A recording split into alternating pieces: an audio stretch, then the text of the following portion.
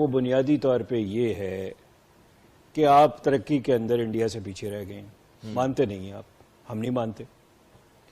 Economy के अंदर हम बहुत पीछे रह गए, हम नहीं मानते। हम ये भी नहीं मानते कि कश्मीर जो है वो बाय फोर्स हम हासिल नहीं कर सकते, नहीं मानते। हम कहते हैं कैसे हासिल कर सकते? एक मिनट, लेट मी टॉक, मुझे इजाजत दीजिए। देखें, कश्मीर और any other problem, water problem और चीजें, मैं तो इवन यहां तक कहूंगा ये एनवायरमेंटल पोल्यूशन, आप सिर्फ और सिर्फ संजीदा मीनिंगफुल बायलैटरल डायलॉग से कर सकते हैं। आप बायलैटरल को भी छोड़ दें, आप किसी और बंदे को, किसी और मुल्क को दरमियान में डाल दें, लेकिन खुदारा जो 73 साल से हम चीजें कह रहे हैं उनसे निकलें। ये इतने ऐसे रिटॉरिक्स हैं, यकीन करें, जो अब 5वीं क्लास के बच्चे को याद हो गए। गुजारिश मैं अपने आर्ग्यूमेंट को, थीसिस को आगे बढ़ाता हूं। क्या आर यू कन्विंस्ड कि सारी जंगें जो हैं वो बड़ी हमारी फ्रूटफुल नहीं है? Are you convinced? और क्या आप कन्विंस्ड हैं इस चीज पे कि एक सिविलियन प्राइम मिनिस्टर ZB जो था, क्या उसने जंग के थ्रू बंदे वापस लेके आया था? ही वॉज ए पॉलिटिशियन, जैसे कामिल साहब हैं, जैसे और लोग हैं, और वो एक ब्रिलियंट आदमी था। वो समझ चुका था ये चीज कि निगोशिएशंस होंगी, और सिमला एग्रीमेंट जो है उसको आप पढ़ के देख लें। वो जगह जगह ये कह रहा है बायलैटरल निगोशिएशंस, कहीं यूज ऑफ फोर्स नहीं, कहीं तलखी नहीं है। तो पाकिस्तान तो हमेशा कहता था कि जी हम तो निगोशिएशन के लिए तैयार हैं। क्या इंडिया तैयार होता था? देखें, ये बात तो आप मुझसे तो नहीं पूछ सकते। ये बात ये तो आप उनके जो बंदे हैं उनसे पूछें। किन के बंदों से? इंडिया के जो जर्नलिस्ट हैं, इंडिया के राइटर्स हैं, इंडिया के जो, कभी भी पॉजिटिव रिस्पॉन्स नजर नहीं आया। आप सही फरमा रहे हैं। देखिए, मैं तो एक पाकिस्तान के स्टैंड की बात कर रहा हूं। अभी आपने इंडिया के स्टैंड की बात की, इसके ऊपर भी बात कर लेते हैं। जिस तरह का आपका स्टैंड है उसी तरह का उन्होंने आहिस्ता आहिस्ता 20, 25, 40, 50 साल में उन्होंने भी ये बना लिया। हमारा वो भी उससे बाहर नहीं आ सकते और हम लोग भी उससे बाहर नहीं आ सकते।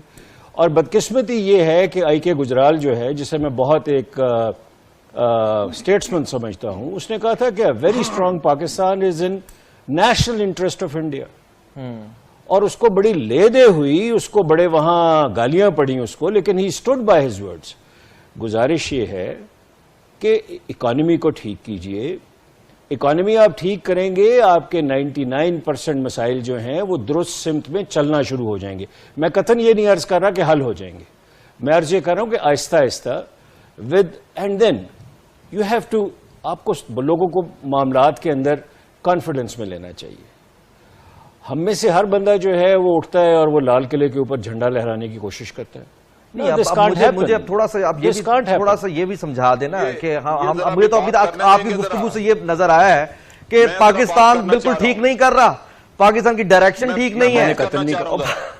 मैंने हसन साहब एक जगह भी ये नहीं हमें तो ऐसा लग रहा है कि हम कोर इशू, हम डायरेक्शन हम ठीक नहीं है। हम जैसा हमारी कोई डायरेक्शन ठीक नहीं रही। मैं कतन ये बात नहीं कर रहा जो आप कह रहे हैं। मैंने इसमें से जनरल साहब से एक बात नहीं की जो आप जनरल साहब से। जी मैं जरा थोड़ा वजाहत कर दूं। जी जी, मेरा ख्याल है कि पाकिस्तान में अगर आप फिरें तो शायद आपको एक भी इंसान ऐसा ना मिले, including arm forces of Pakistan, जो ये ना कहता हो कि इंडिया के साथ आपको ताल्लुकात अच्छे बनाने हैं।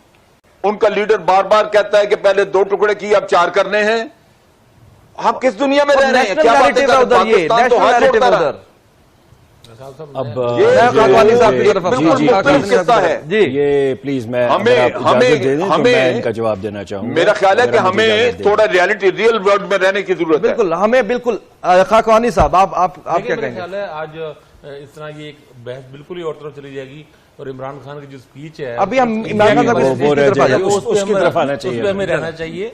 देखिए, मैं एक बात बताऊं, सिर्फ एक जुमला ऐड करूंगा, सिर्फ एक जुमला। देखिए कश्मीर के साथ जो सिंसियरिटी है ना, कश्मीर कमेटी के चेयरमैन मौलाना फजलुर रहमान साहब को लगा देना ही उनके बारे में बता रही है वो कितने सिंसियर थी। आप जी बिल्कुल, ये कश्मीर कमेटी पे भी क्रिटिसिज्म होता है, लेकिन मैं ये कहना चाहता हूं कि इंडिया के हवाले से ये बात ठीक है, हमें एक दोस्ती के अच्छे ताल्लुक बनाने चाहिए, सब चीजें करनी चाहिए, लेकिन ये काम हमें ग्रेसफुली भी करना चाहिए स्ट्रांगली भी करना चाहिए। और रावत साहब ने ये बात तो बिल्कुल ठीक किया है कि जब हम अपनी इकोनॉमी को सेट कर लेंगे, अपने मसाइल भी हल करते हैं, खासतौर पे मजबूत इकोनॉमी, देखिए मजबूत खारजा पॉलिसी के लिए आपकी मजबूत मईशत होना बहुत जरूरी है। कोई भी मुल्क दुनिया के कोई मुल्क ऐसा नहीं है जिसकी कमजोर मईशत हो, वो डिफॉल्ट होने पे खड़ा हो, वहां पे उनके इतने ज्यादा खौफनाक मसाइल हो और वो मजबूत खारजा पॉलिसी बनाए। तो हमें ये दोनों महाजों पे काम करना है। देखिए जो जनरल साहब जो बात कर रहे हैं, बात उनकी भी ठीक है। उनके कहने का मकसद ये है कि इंडिया के हवाले से हमें विजिलेंट रहना चाहिए, उस पर नजर रखनी चाहिए और स्ट्रांगली अपनी बात करनी चाहिए।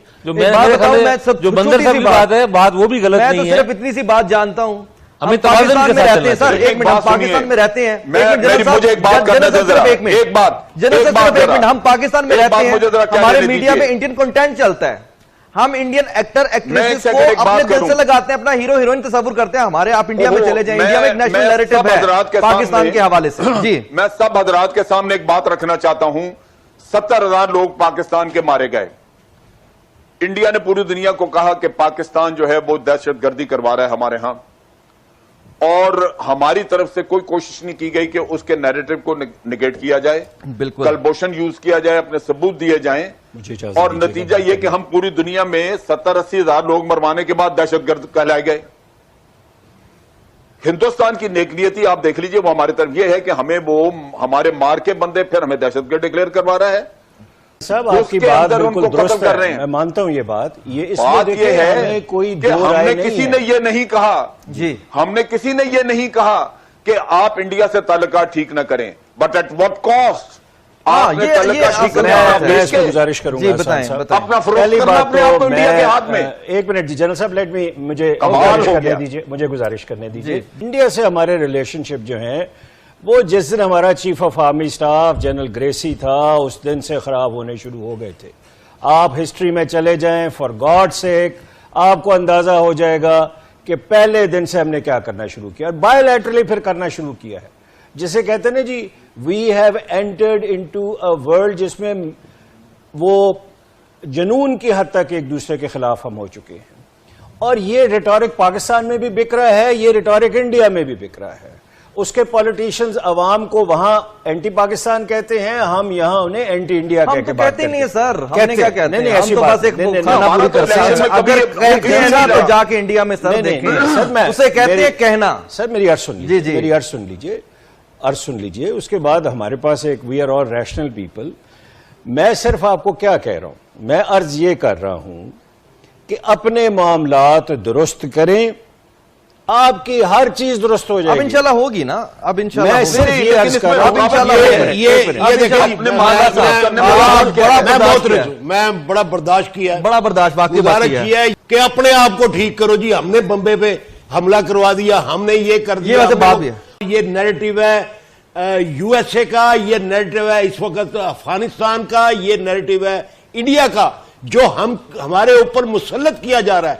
मैं समझता हूं कि हमें तो बात करनी चाहिए कि देखिए बात यह है, जब हम कहते हैं कि जी हमें अपनी इकोनॉमी पहले ठीक, और कैसे इकोनॉमी ठीक कर लेंगे भाई, जब हमारे ऊपर इकोनॉमी हमारी बर्बाद करने के लिए इंडिया बैठा हुआ है, हर वक्त हमलावर हो रहा है। अच्छा वो इंटरनेशनली भी हमलावर हो रहा है हमारी इकोनॉमी के ऊपर, और हमारे अंदर दहशतगर्दी फैला के और दहशतगर्दी के जरिए हमारी मुल्क की बदअमनी जो है वो मुल्क के अंदर बढ़ा किया जाता है, वो हमें तबाह करना चाह रहा है। ब्रेक की जाने अनफॉर्चुनेटली जो हमें तबाह करना चाहता है, उसमें हम तबाही में सहूलतकारी का किरदार अदा करते आए हैं। इस चीज को हमें तस्लीम करना होगा। वो कत्ल भी करते हैं तो चर्चा नहीं होता, हम आ भी बढ़ते हैं तो हो जाते हैं।